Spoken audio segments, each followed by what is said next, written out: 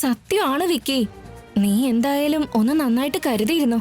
നിന്റെ ക്യാരക്ടറിനെ കുറിച്ച് എന്തൊക്കെ സംഭവിച്ചാലും ഇവിടുത്തെ അച്ഛനും അമ്മയും അറിയരുത്.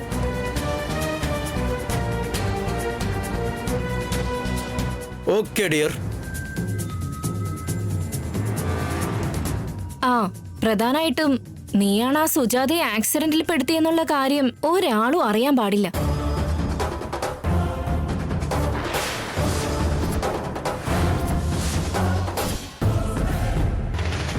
സുജാതയുടെ കയ്യിൽ നിന്നും നീ ഭാഗ്യം കൊണ്ട് മാത്രം രക്ഷപ്പെട്ടതാ. അതുകൊണ്ട് ഇതുവരെ പ്രശ്നമൊന്നുമില്ല. നീയാണ് ആവിനിയെ കെട്ടാൻ പോകുന്നതെന്ന് ആ സുജാത എങ്ങാനോ അറിഞ്ഞു കഴിഞ്ഞാ പിന്നെ നിന്റെ കല്യാണം മുടങ്ങിയെന്ന് കൂട്ടിയാ മതി.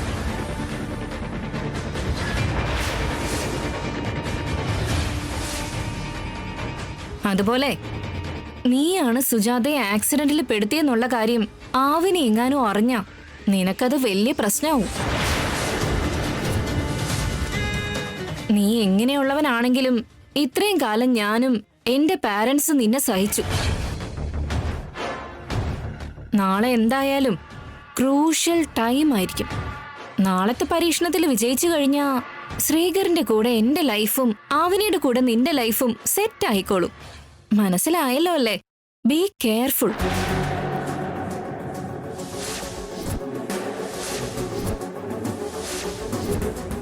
മനസ്സിലായി ഡിയർ. നീ എനിക്ക് വേണ്ടി ഇത്ര കഷ്ടപ്പെടുമ്പോ ഞാൻ എന്റേതായ ശ്രദ്ധ കാണിക്കാതിരിക്കോ? നാളത്തെ പ്രോഗ്രാം നോക്കിയിട്ട് ഞാൻ നിങ്ങളെ ഫോൺ ചെയ്തോളാം. By Gautami.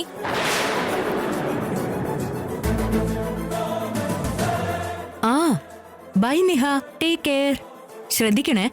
By dear, good night. മൊത്തത്തിൽ അവസാനം എന്റെ കല്യാണത്തിനൊരു തീരുമാനമായി. ലവ് യു ചേച്ചി. ലവ് യു അളിയ.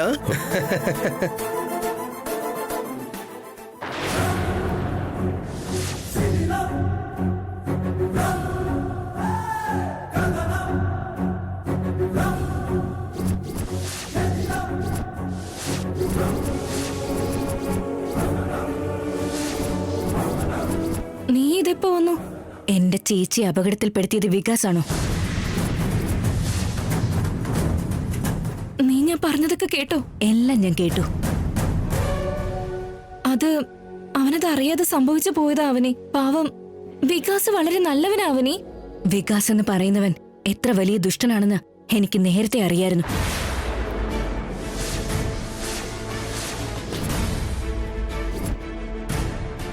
ഒരിക്കൽ വികാസിനോടൊന്ന് സംസാരിക്കാൻ വേണ്ടി നിന്റെ വീട്ടിലേക്ക് ഞാൻ വന്നപ്പോ നിങ്ങൾ സംസാരിച്ചതെല്ലാം ഞാൻ കേട്ടു.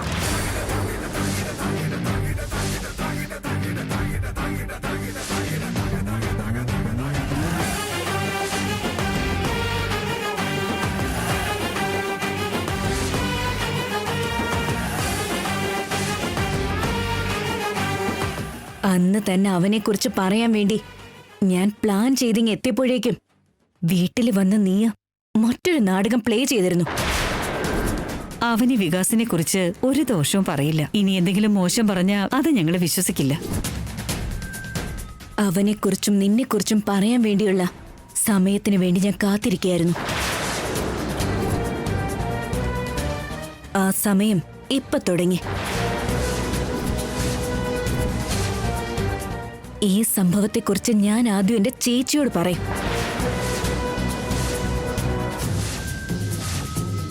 അതിനുശേഷം അച്ഛനോടും അമ്മയോടും പറയും.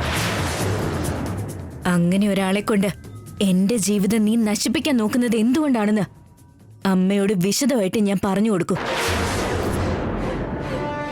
അതോടെ നിന്റെ കാര്യം തീരുമാനവും. ആ ദുഷ്ടനെ ഞാൻ വെറുതെ വിടില്ല. ആക്സിഡന്റ് ഉണ്ടാക്കിയ വിഷയത്തിൽ ഞാൻ അവനെ അറസ്റ്റ് ചെയ്യിപ്പിക്കും. ശിശുബാലനെ പോലെ നീയും ഇപ്പൊ 100 തെറ്റുകൾ ചെയ്തു കഴിഞ്ഞു നിഹാരിക. ഇനി നിന്റെ ദുഷ്ടതകൾക്കൊരന്ത്യം കാണാതെ വഴിയില്ല. അവനെ നിൽക്ക. അവനെ ഞാൻ പറയുന്ന ഒന്ന് കേൾക്ക്. നീ സത്യങ്ങളൊക്കെ തുറന്നു പറഞ്ഞ 2 പേർക്ക് നഷ്ടം വരും. ദയവ് ചെയ്ത് മനസ്സിലാക്ക്. ഏയ്, എനിക്കെന്ത് നഷ്ടം വരാനാ?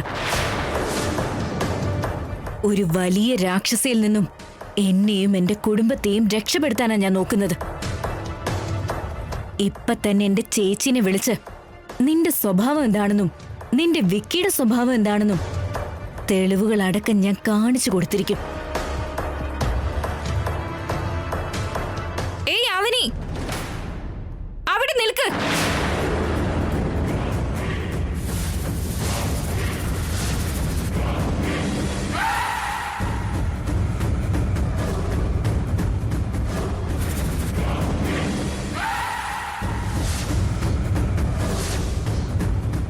നീ ഞങ്ങളെക്കുറിച്ച് പറയുന്നോ?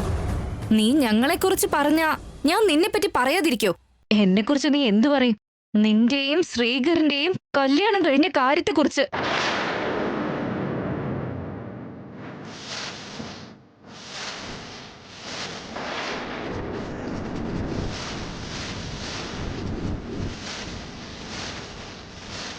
നീ മറച്ചു വെച്ച ഈ താലിയെക്കുറിച്ച്.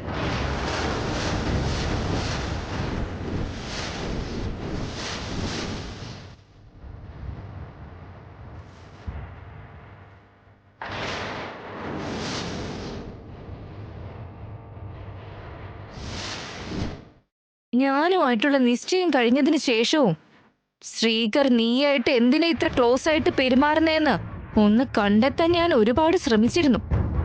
പക്ഷെ എനിക്കത് ഒരിക്കലും കണ്ടെത്താൻ കഴിഞ്ഞില്ല. ശ്രീകറിനെ അന്ന് ഗുണ്ടകൾ അറ്റാക്ക് ചെയ്ത് ശ്രീകർ ഹോസ്പിറ്റലിലായിരുന്ന സമയത്ത് നീ ഈ താലി തിരിഞ്ഞ അമ്പലത്തിലേക്ക് ഓടി വന്നു, ഓർമ്മയുണ്ടോ?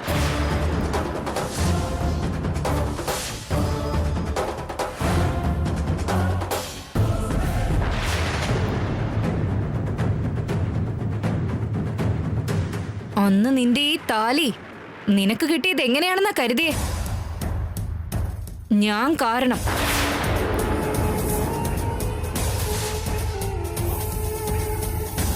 ആരുടെയോ താലി നഷ്ടപ്പെട്ടിട്ടുണ്ടല്ലോ. ഇവിടുന്ന് കിട്ടിയതാ. ആരെങ്കിലും വന്നാ ഇത് കൊടുത്തേക്കണേ. ഇതാണോ മോളെ താലി?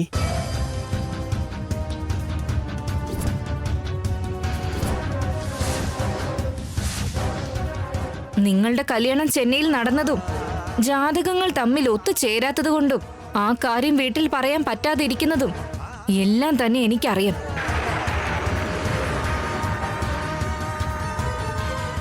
ഈ കാര്യങ്ങളൊന്നും ഇത്രയും കാലം എന്റെ ഗ്യാങ്ങിനോട് പോലും പറയാതെ എന്റെ മനസ്സിൽ ഞാൻ അടക്കി വെച്ചു. അതിനൊക്കെ എനിക്ക് എന്റേതായ കാരണങ്ങളുണ്ട്.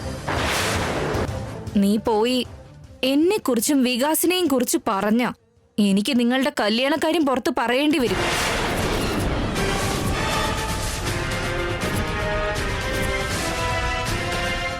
ഇപ്പോ നീയും കള്ളിയ, ഞാനും കള്ളിയ. രാമനെ പോലെ അവർ കാണുന്ന മകൻ ജാതകം ചേരാത്തൊരു പെണ്ണിനെ കല്യാണം കഴിച്ചതുകൊണ്ട് ശ്രീകറിനെയും വലിയ വഞ്ചന കാണിച്ചതുകൊണ്ട് നിന്നെയും വേദവതി അമ്മ ശാപവാക്കുകൾ കൊണ്ട് മൂടും. ഇമോഷണലി വലിയ ഡൗൺ ആവും. അപ്പോൾ രണ്ടും സംഭവിക്കും. വഞ്ചന കാണിച്ചതിന് ശ്രീകറിനെ അവരെല്ലാവരും കൂടി ഈ വീട്ടിൽ നിന്ന് പുറത്താക്കും. 2, വിശ്വാസവഞ്ചന സഹിക്കാൻ കഴിയാതെ വേദവതി അമ്മ ചങ്കു പൊട്ടി ചത്തുപോകും. അവര് മരിച്ചാലും എനിക്ക് യാതൊരുവിധ പ്രശ്നവുമില്ല. ശ്രീകറിനെ ഞാൻ കല്യാണം കഴിച്ചാൽ അവരെന്റെ അമ്മായിയമ്മയാവും. പക്ഷേ നിനക്ക് അവര് നിന്റെ രക്തബന്ധുവാ. എനിക്ക് റിസ്ക് ആണെങ്കിലും നഷ്ടമാണെങ്കിലും 0%. നിനക്ക് പക്ഷേ വലിയ നഷ്ടങ്ങൾ തന്നെ സംഭവിക്കും. ഏതൊരാളുടെ ജീവൻ നിലനിർത്താൻ വേണ്ടിയാണോ നീ ഇത്രയും കാലം മടങ്ങിയത്, അതേ ആളെ നിങ്ങൾക്ക് എന്നേക്കുമായി നഷ്ടപ്പെടും. സത്യം പറഞ്ഞ് ഈ കുടുംബത്തിന്റെ വലിയ വിഷമത്തിന്റെ ഒരു കാരണമാകണോ സത്യം മറച്ചുവെച്ച് അമ്മയുടെ ജീവൻ രക്ഷിക്കണോ എന്ന് നീ തീരുമാനിക്ക. ഈ നിഹാരികയെ വല്ലാതങ്ങ് അണ്ടർ എസ്റ്റിമേറ്റ് ചെയ്തല്ലേ? നിന്നെ പോലെയുള്ള ഒരുപാട് പേര് ഞാൻ കണ്ടിട്ടുണ്ട്. നീ അലയടിക്കുന്ന തിരമാലയാണെങ്കി ഞാൻ സുനാമിയാ അവനി. നിനക്കൊരിക്കലും എന്നെ ജയിക്കാനാവില്ല, ഒരിക്കലും കഴിയില്ല.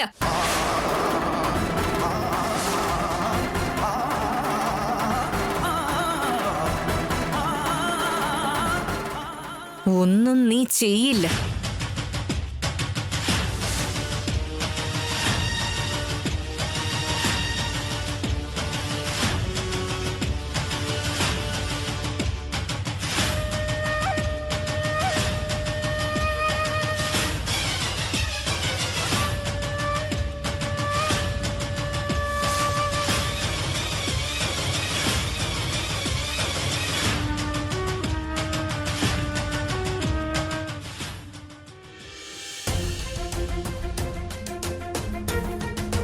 ശ്രീകരേട്ടാ, ഏട്ടാ, എന്തു പറ്റി അവനി? അത് അത് എന്താ തനിക്ക് ഇത്രയും വെപ്രാളം? കാര്യം എന്താന്ന് വെച്ചാ പറയൂ. ആ നിഹാരികയ്ക്ക് ആ ആ നിഹാരികയ്ക്ക് നിഹാരികയ്ക്ക് കാര്യം എന്താന്ന് പറയൂ. നമ്മുടെ കല്യാണം കഴിഞ്ഞ കാര്യം നിഹാരികയ്ക്ക് അറിയില്ലെന്നല്ലേ നമ്മൾ കരുതിയത്. പക്ഷേ നമ്മുടെ കാര്യം നിഹാരികയ്ക്ക് എപ്പോഴേ അറിയാട്ടോ.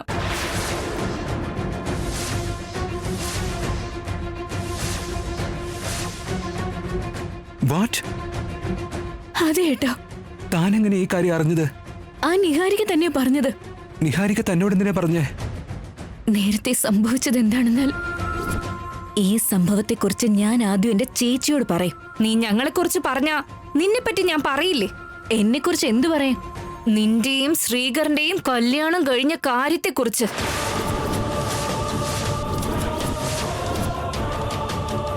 നിഹാരികയ്ക്ക് നിങ്ങളുടെ കാര്യത്തിൽ എന്തോ സംശയം തോന്നിയിട്ടുണ്ടാവണം. അതുകൊണ്ടായിരിക്കും ഇങ്ങനെയൊക്കെ അവള് പെരുമാറുന്നതെന്ന് കാണിക്ക സ്വീകരിക്കുന്ന ദിവസം ചേച്ചി എന്നോട് ഒരു സംശയം സൂചിപ്പിച്ചിരുന്നു. ചേച്ചി സംശയിച്ചത് തന്നെ സംഭവിച്ചു. നമ്മളെക്കുറിച്ച് അറിഞ്ഞിട്ട് പോലും ഈ കാര്യങ്ങളൊന്നും പുറത്തു പറയാതെ ഗെയിം കളിക്കുന്നുണ്ടെങ്കിൽ അവളുടെ മനസ്സിൽ ഉദ്ദേശിച്ചത് എന്താണെന്ന് മനസ്സിലാക്കാനേ പറ്റുന്നില്ല എനിക്ക്. നമ്മൾ തമ്മിലുള്ള കല്യാണം കഴിഞ്ഞതാണെന്ന കാര്യം അറിഞ്ഞിട്ടും അവള് എന്നെ കല്യാണം കഴിക്കണമെന്ന് പറയുന്നത് എന്തിനാ? എന്നെ മാത്രമേ കല്യാണം കഴിക്കൂ എന്ന് എന്തിനാ വാശി പിടിക്കുന്നേ? ഏതൊരു പെണ്ണാണെങ്കിലും അവള് സ്നേഹിക്കുന്ന പുരുഷൻ കല്യാണം കഴിഞ്ഞ ആളാണെന്ന് അറിഞ്ഞു കഴിഞ്ഞാ മാറി നിൽക്കില്ലേ? അല്ലെങ്കിൽ അയാളെ വിഷമിപ്പിക്കാൻ വേണ്ടി എല്ലാം വിളിച്ചു പറയില്ലേ? പക്ഷെ നിഹാരിക അത് ചെയ്യാതെ ഇപ്പോഴും എന്നെ തന്നെ ആഗ്രഹിക്കുന്നുണ്ടെങ്കിൽ ഞാൻ എന്താ മനസ്സിലാക്കേണ്ടത്? ഇപ്പൊ തന്നെ എനിക്ക് സത്യം അറിഞ്ഞേ പറ്റൂ.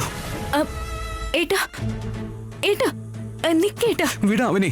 ഏട്ടാ, എന്താ ചോദിക്കാൻ പോകുന്നത്?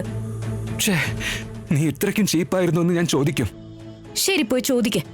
നിഹാരിക്ക് അതിന് എന്ത് ആൻസർ തരുമെന്നാ നിങ്ങൾ വിശ്വസിക്കുന്നത്? അവൾ എന്താ പറയാന്ന് എനിക്ക് എങ്ങനെ അറിയാം? പക്ഷെ എനിക്കറിയാം. നിങ്ങൾ എത്ര ചോദിച്ചാലും അവൾ ഒന്നേ പറയൂ, എനിക്ക് നിങ്ങളെ വേണം ശ്രീകരേട്ടാ എന്ന്. നിങ്ങൾ എനിക്ക് മാത്രം സ്വന്തമാവണം, ആവനിക്കൊരിക്കലും സ്വന്തമാവരുതെന്ന്. അങ്ങനെ സംഭവിച്ചില്ലെങ്കിൽ ഞാൻ സത്യങ്ങളെല്ലാം പറയുമെന്ന് അവളെ ഭീഷണിപ്പെടുത്തും. അപ്പൊ നിങ്ങൾ തിരിച്ചെന്തു പറയും? അവൾക്ക് നിങ്ങൾ തിരിച്ച് എന്ത് മറുപടി കൊടുക്കും? ഇത്രയും തരം താഴ്ന്നവരുടെ അടുത്ത് നിങ്ങൾക്ക് മൗനം പാലിക്കാനല്ലാതെ വേറെ എന്ത് ചെയ്യാൻ കഴിയൂ ഏട്ടാ? ആവേശം കൊണ്ട് മാത്രം കാര്യമില്ല ചേട്ടാ. നന്നായിട്ട് ആലോചിച്ചിട്ട് ഒരു തീരുമാനം കണ്ടെത്തണം. എന്താ വേണ്ടെന്ന് മാത്രം മനസ്സിലാവുന്നില്ല ഏട്ടാ. അവനെ, നമുക്ക് മുന്നിൽ ഒരു വഴി മാത്രമേ ഉള്ളൂ. എന്താ അത്? നമ്മൾ കുറച്ച് ധൈര്യം കാണിച്ച് ഒരു ചുവട് മുന്നോട്ടേക്ക് വെക്കണം.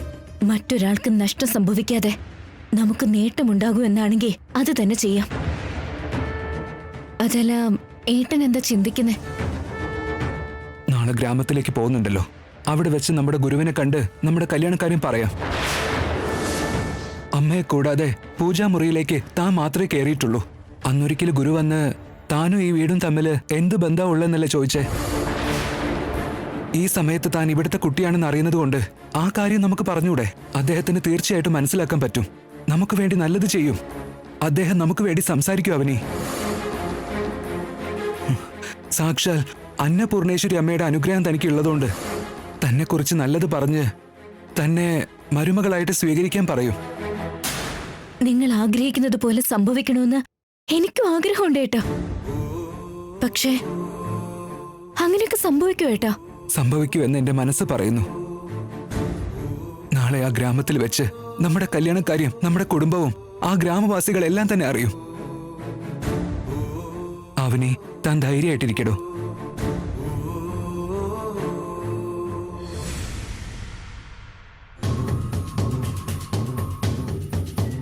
നമ്മുടെ ഫാക്ടറിയുമായിട്ട് ബന്ധപ്പെട്ട ബ്ലൂ പ്രിന്റ് റെഡി ആയിട്ടുണ്ട്. നമ്മൾ സ്മൂത്ത് ആയിട്ട് പോകുമ്പോൾ ആരെങ്കിലും തടസ്സം നിന്നാൽ അപ്പോൾ റെഡ് സോണിലേക്ക് എൻ്റർ ആകും. വലിയ പ്രശ്നങ്ങളുണ്ടായാൽ മീഡിയയുടെ ഫോക്കസ് മുഴുവനും നമ്മളിലായിരിക്കും. അതുകൊണ്ട് ചെറിയൊരു പ്ലാനില് നമ്മുടെ കാര്യങ്ങളെല്ലാം വർക്കൗട്ട് ആവുമോ നോക്കാം. എത്രയും പെട്ടെന്ന് ശങ്കറിങ്ങെത്തും.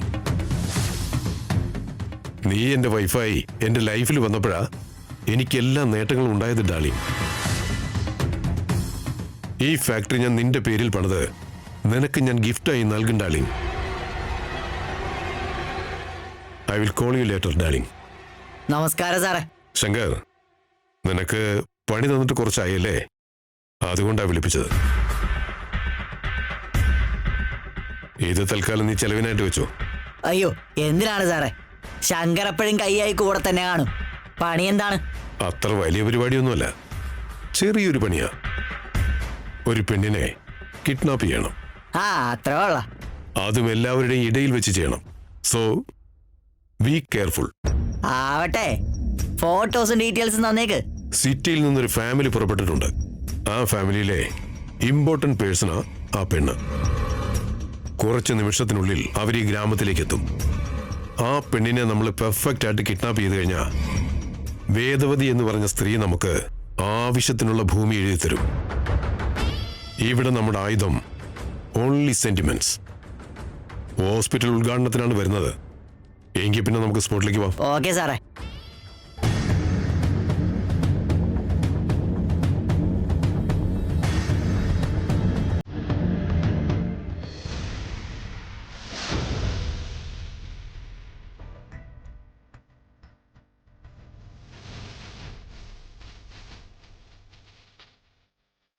രാഹുകാലം അടുത്തു വരുന്നു. ഇത്രയും നേരമായിട്ട് അവരാരെയും കണ്ടില്ല. അവരെ ഒന്ന് വിളിച്ചു നോക്കൂ. നേരത്തെ വിളിച്ചിരുന്നു ഗുരുവേ, ഇവിടേക്ക് എത്താറായെന്നാ പറഞ്ഞത്.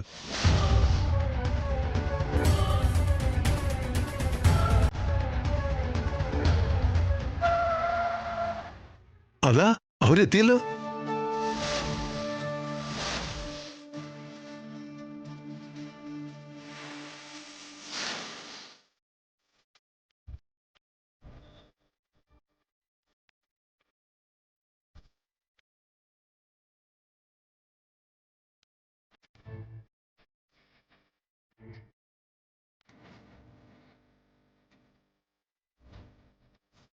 നമസ്കാരം.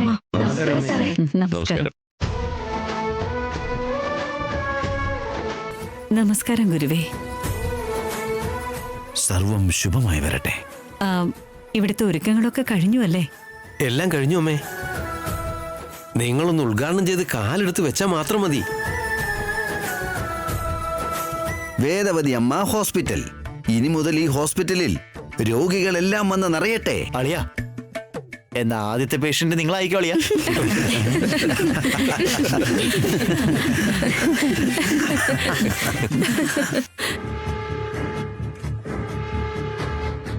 ഗുരുവേ, അപ്പൊ നമുക്ക് തുടങ്ങിയാലോ? മുഹൂർത്തത്തിന് ഇനി ഒരു 3 മിനിറ്റ് സമയമുണ്ട്. വേദവതിയമ്മേ, 6-ാം തീയതിയിലേക്ക് കല്യാണം അല്ലേ? ഗുരു പറഞ്ഞിരുന്നു.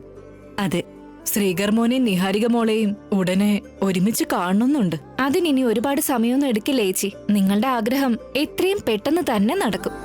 ഞങ്ങള് പക്ഷേ അവന് നിങ്ങളുടെ മരുമകളാവുമെന്നാ കരുതിയേ. വിധിയുണ്ടെങ്കിൽ അങ്ങനെയും സംഭവിക്കാം. ശ്രീകരേട്ടാ, എന്താ പറഞ്ഞത്? അല്ല നിഹാരിക, ഏത് കാര്യത്തിനും ഭഗവാൻ കൂടെ വിധിച്ചാലേ നടക്കൂന്ന് പറഞ്ഞതാ, അത്രേ ഉള്ളൂ. എല്ലാവരുടെയും മുന്നില് നിങ്ങൾ നിങ്ങളുടെ മനസ്സിൽ തോന്നുന്ന കാര്യങ്ങള് ഇങ്ങനെ പുറത്തു പറഞ്ഞാൽ എങ്ങനെയേട്ടാ? പാവൻ നിഹാരികയ്ക്ക് വിഷമാവില്ലേ? അവനി ശ്രീകർ മോനെ ചേട്ടാന്ന് വിളിക്കുന്നത് എന്താ? അത് പിന്നെ ഞാനൊരു കാര്യം സൂചിപ്പിക്കാൻ മറന്നു ഗുരുവേ. അവനീ ഇപ്പൊ വെറും അതിഥിയല്ല, അവന് ഞങ്ങളുടെ ബന്ധത്തിൽപ്പെട്ട ഒരനന്തരവളാണെന്ന് ഇപ്പോഴാണ് ഞങ്ങൾ അറിഞ്ഞത്.